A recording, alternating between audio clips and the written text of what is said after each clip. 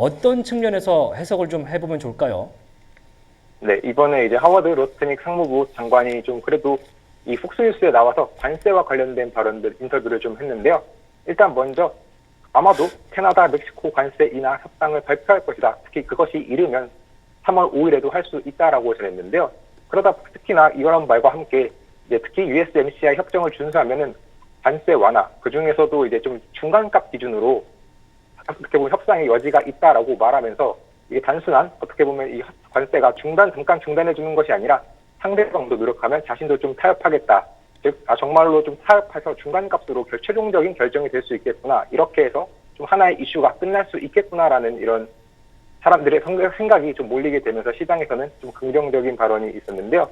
특히 이 부분을 특히 이 하워드 루트닉 같은 경우는 실제로 이제 캐나다, 멕시코와 지금 하루 종일 통화를 했는데 그들이 더 잘할 것이라는 것을 보여주기 위한 어떤 노력을 했다라고 전하며 이 부분에 대해서 조금 더 이렇게 긍정적으로 해결될 수 있음을 밝혔고, 특히 이 부분이 조금 더 시사할 수 있는 부분은 이번에 트럼프 대통령이 의회 연설을 하면서 다시 한번 전반적인 어떤 상호 관세에 대해서 또 말을 했는데, 이번에 다시 하워드 루트닉 장관의 발언을 살펴보았을 때 그러면 결국 이번에 이렇게 관세가 실제로 캐나다, 멕시코 관세가 해결이 된다면 4월 2일에 실제로 상호 관세가 발생하더라도 최종적으로는 그다지 멀지 않은 시간에 다시 한번 좀 감면될 가능성이 높다. 그래서 관세와 관련된 이슈가 과거만큼 강하게 시장을 좀 뒤흔들진 않지 않을까라고 생각을 해볼 수 있을 것 같습니다. 네. 워낙에 FTA 체결 국가들을 상대로 특히 이제 동맹국에 가까운 국가들을 상대로 한 이게 강경한 발언과 관세 부과가 실제로 시작이 되다 보니까 네. 나머지 국가들에게 본보기로 지금 예시로 지금 들지 않나 그런 것 같아요. 라는 생각이 좀 들기도 하는데, 우리나라도 거기에 지금 포함이 되어 있으니까요.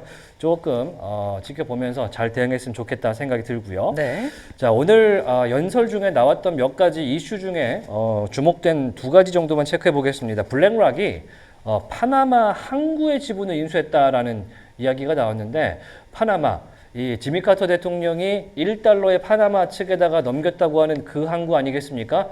정확히는 어떻게 지분이 인수된 걸까요?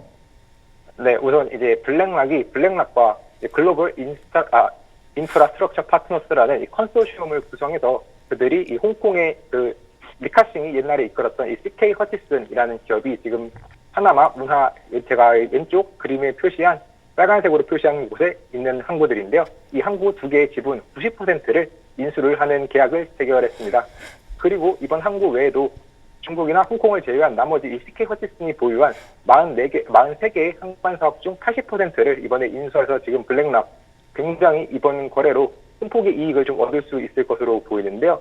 결국 이렇게 특히 사실 228억 달러라는 이 전체 거래 규모만 보면 굉장히 크지만 이 파나마 운하라는 굉장히 상징성이 있는 곳의 운하, 그리고 그 외에도 굉장히 많은 항만들의 지분을 샀기 때문에 결국 이러한 거대한 딜은 사실 미국의 압박이 없었다면 일어나지 않았을 일이고, 그렇기 때문에 만약에 지금 트럼프 대통령이 이번 연설에서도 이 그린란드와 같은 발언을 지금 계속해서 했는데 트럼프 대통령 관세에 관해서는 조금 양보를 하는 협상 도구로서 양보할 수 있어도 지금 현재 이런 전반적인 영토와 관련된 내용에서는 계속해서 좀 압박 가능성이 높고 그 점이 좀 문제가 될 가능성이 있다는 점도 확인해 주시면 좋을 것 같습니다. 네. 블랙락 컨소시엄이 일단은 인수를 했기 때문에 오늘 나오는 내용으로는 미국의 상선이라든지 미국 군함들이 프리패스할 수 있도록 할 것이다, 이런 얘기 나오고 있어서 물류 관련된 그런 반향도 있는지 체크를 좀 해보면 좋을 것 같고요.